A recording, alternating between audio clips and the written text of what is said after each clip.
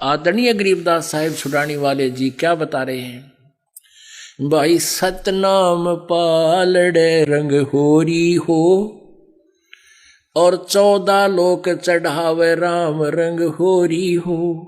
3 लोक, ये पृथ्वी लोक, पाताल लोक और स्वर्ग लोक, पाताल लोक स्वर्ग लोक, कहते 3 लोक पासंग धरे, यानी इनकी गिनती को नहीं, उस सौदे में रंग होरी हो तो ना तुले तुलाया राम रंग होरी हो। एक सतनाम के एक श्वास, उस श्वास की कीमत बच्चों आपको नहीं पता, क्योंकि आपने लाल सुना है, देखा नहीं है, जिसकी 9 करोड़ कीमत होती है। तो ऐसे ही पता है कि आप जी का एक सतनाम की जो कमाई आप कर रहे हो मर्यादा में रहते हुए, अब यह कितनी जबरदस्त होगी। और जिसने 2 वर्ष 4 वर्ष साधना या कर ली, दान पुण्य किए, और फिर किसी कारण से कहते हैं ये भाई खंडे कैसी धार है भक्ति पर चलना। नानक साहब कहते हैं साध मिले साड़ी सादी होंदी विछड़ दिया दिलगीरी वे, अख दे नानक सुनो जहाना मुश्किल हाल फकीरी वे। फकीरी में भक्ति यानी संसार से उल्टा हटना, उस वह फकीरी से घर में रह कर लो चाहे घर छोड़ के कर लो। फकीरी का अर्थ है संसार से मन हट जाना, भक्ति में दृढ़ हो जाना। कहते हैं या मुश्किल हाल फकीरी वे, जैसे भगत जन आते थे तो खुशी, जैसे आप जी आते हो उदास को खुशी होती है कि परमात्मा के बच्चे काल के जाल से बचे हुए हैं। नानक साहब जी भी ऐसे ही कहते थे। भाई नानक साहब जी को पूछा भी आप खुश नहीं रहते, आप वैसे मायूस से रहते हो, तब उन्होंने कहा था भाई ना जाने काल की कर डारे किस बीच ढल जा पासावे, और जिन आते शरते मौत खुड़क दी नानो केड़ा हासावे। फिर पूछा कि क्या आप कभी खुशी नहीं मनाते? कि खुशी मनाता हूं जब मेरे भक्त वापस आते हैं मेरे पास, जब मुझसे मिलने आते हैं और वो ज्यों के त्यों आ जाते हैं, वो काल की डीमक उनको नहीं खाती है, वो खंडित नहीं होते हैं मुझसे, तो मेरी खुशी का ठिकाना नहीं रहता। साध मिले साड़ी सादी होंदी विछड़ जाए दिलगीरी वे, अख दे नानक सुनो जहाना मुश्किल हाल फकीरी वे। नानक जी कहते हैं कि ये भक्ति का करना बड़ा मुश्किल है, क्योंकि काल के दूतान इसको इतना डिफिकल्ट बना दिया। अब वर्तमान में एक संत होता है जो समझावे, ठीक मार्ग पर लावे, और कुमार्ग समझाने वाले करोड़ों यहाँ से जाते ही शुरू हो जाएंगे। वहाँ के रखा है, सब आप अपनी बतावे हैं, तुम बका रखे हो, इस तरह यहाँ से शुरुआत हो जाएगी जब आश्रम से तुम बाहर जाओगे।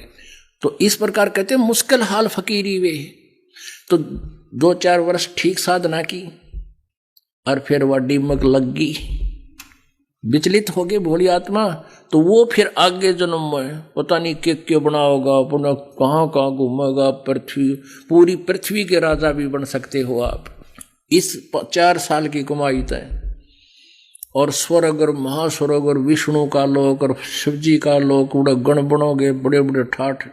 काल तो नहीं मूर्ख बनाओ, लेकिन आपकी पूंजी समाप्त होती रहेगी, वो पुण्य समाप्त हो जाएगा, और फिर आप जी को पटक देगा पृथ्वी पे। कोई राजा बन गया, जैसे भर्तृहरि गोपीचंद्र कभी परमात्मा की शरण में किसी युग में रहे हैं, फिर ऐसे बकवाद कर गए ये, और फिर वह उमंग अंगड़ाई लेगी, क्योंकि वो डट नहीं सकती आत्मा। छोटी सी बात पर ही वो तुरंत राज त्याग दिया। अब काल ने तो लंबे रस्से बांध रखे हैं, घर भी त्याग दिया, सोचा ले जा कि जागा, आगे दूत बैठा रखे नकली संत, उसने कह दिया तपस्या करो, वो तपस्या करने लगे। आखिर में कहते हैं लास्ट में फिर वहीं आना पड़ेगा जहां से शुरू हुआ। पुण्यात्मा परमात्मा परमेश्वर कबीर जी कहते हैं जो जन हमारी शरण है ताका उमर दास, और गेल गेल ला गया फिर जब लग धरती आकाश। परमात्मा 4 युगों में आते हैं। सतयुग में सत सुकृत नाम से, त्रेता में मुनिंदर नाम से, द्वापर में करुणामय नाम से, कलयुग में कबीर नाम से। अब जब ये परमात्मा आते हैं तो अपनी प्यारी आत्माओं को ज्ञान भक्ति नाम कुछ एक को अवश्य देते प्रत्येक युग में। फिर वो भक्ति करते करते फिर पार तो नहीं हो पाते, क्योंकि परमात्मा को परमात्मा नहीं मान पाते। फिर भी उनकी अच्छी कमाई हो जाने से वो फिर मनुष्य जीवन प्राप्त करते हुए स्वर्ग सार्ग में धक्के खाते हुए फिर मनुष्य जन्म प्राप्त करते हैं। जैसे सतयुग में परमात्मा जब लीला करने के लिए सतलोक से चलकर आए, एक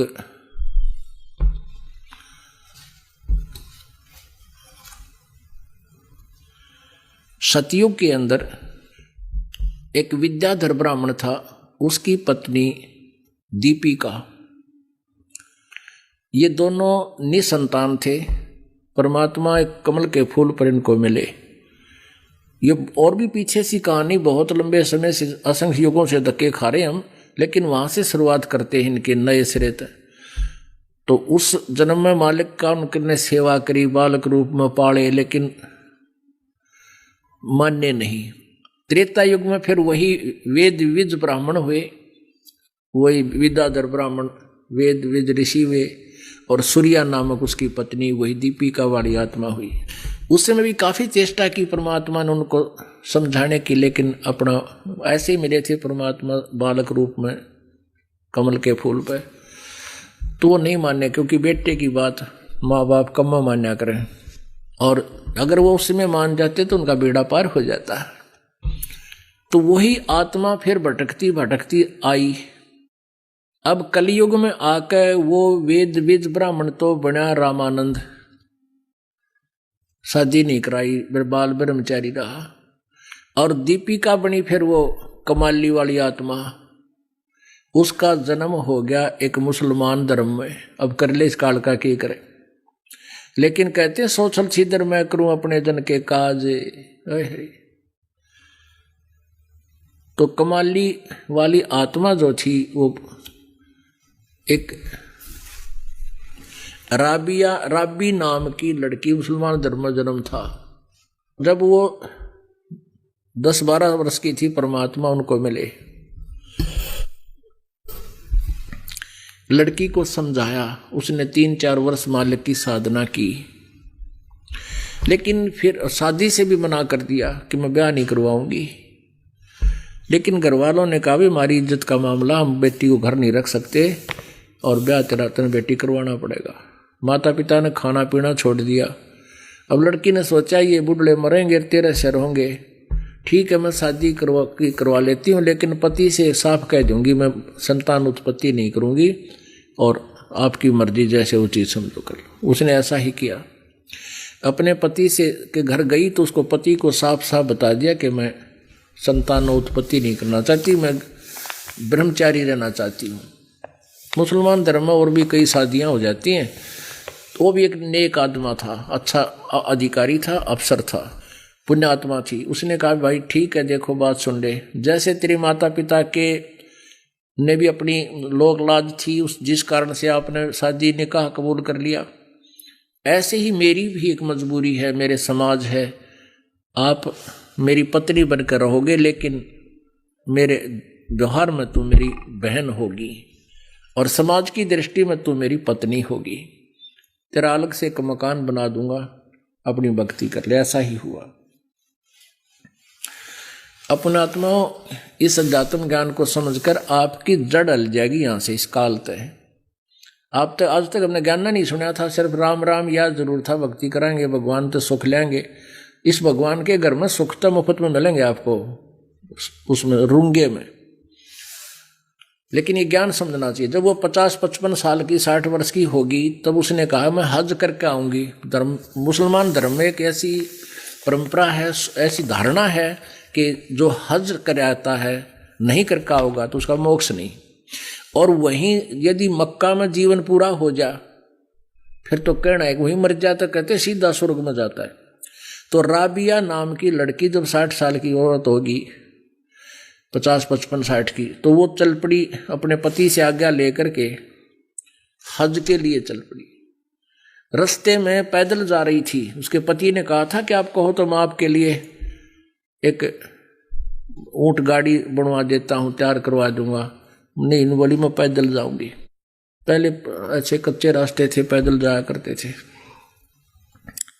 रास्ते में जा रही थी, काफी लंबी सफर तय कर लिया। जब उसको प्यास लगी, कुएं की तलाश करी।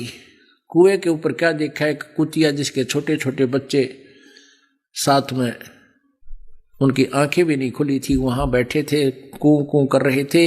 और वो बहुत प्यासी थी, कुतिया बहुत प्यासी थी। कभी राबिया के मुंह पैरों की तरफ आवे, फिर भाग कर कुएं की तरफ जावे। वो जान गई कि उसको प्यास बहुत लगी है। उस कुएं पर कोई बाल्टी नहीं थी जिससे पानी निकाला जा सके, ऐसा कोई पात्र डोल नहीं था, रस्सी नहीं थी।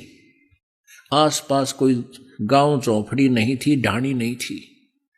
अब लड़ कहते साधु के अंदर दया बहुत होती है, दया बिना दरवेश कसाई, जिसके अंदर दया नहीं वो संत भगत नहीं, हो तो कसाई होता है। अब लड़की ने आव देखा ना ताव देखा, अपने बाल पाड़े सिर के नो ये पाड़ के देखियो, 5-4 बाल पकड़ के नो पटापट अपने बाल नो पाड़ के, और एक रस्सी बाटी लंबी। अपने कपड़े निकाल के, पहले मोटे कपड़े खद्दर के पहना करते थे, हाथ से बुने हुए, जुलाहों के बुने हुए, उसको अपने बालों से बनी हुई रस्सी से बांधा। स्वयं लहू लुहान होगी, सिर में लहू निकल रहा है, खो रक्त निकल रहा है। उस कपड़ों को नीचे पानी में डाला, गहरा पानी होता था, 200 फुट 150 फुट नीचे। उस रस्सी, बालों की रस्सी से केस की रस्सी से बांधकर पानी में डबोए भिगोए, बाहर निकाले, एक पात्र में निचोड़े। एक मटका फूटा हुआ रखा था। अब कुतिया साथ की साथ पी जावे, वह फिर यानी उसको तृप्त किया, और फिर वो अपने गीले कपड़े वापस पहनकर और प्रस्थान करने लगी मक्का की तरफ। जब ही चलने का इरादा किया, उसी समय मक्का एज इट इज उठ के विमान की तरह और उस कुएं के साथ में आकर लग गया, जैसे प्लेटफार्म पर ट्रेन लग गया करे। और मक्के में वो तो गई इस उद्देश्य से, उसको सपना सा हुआ कि मक्के में आ गई मैं इतनी जल्दी। उसमें प्रवेश किया, प्रवेश करते ही वहां से उठकर चल पड़ा। उसी समय ये इब्राहिम सुल्तान अधम, ये जिसका आगे कथा सुनाएंगे, वो वहां गया हुआ था मक्का में।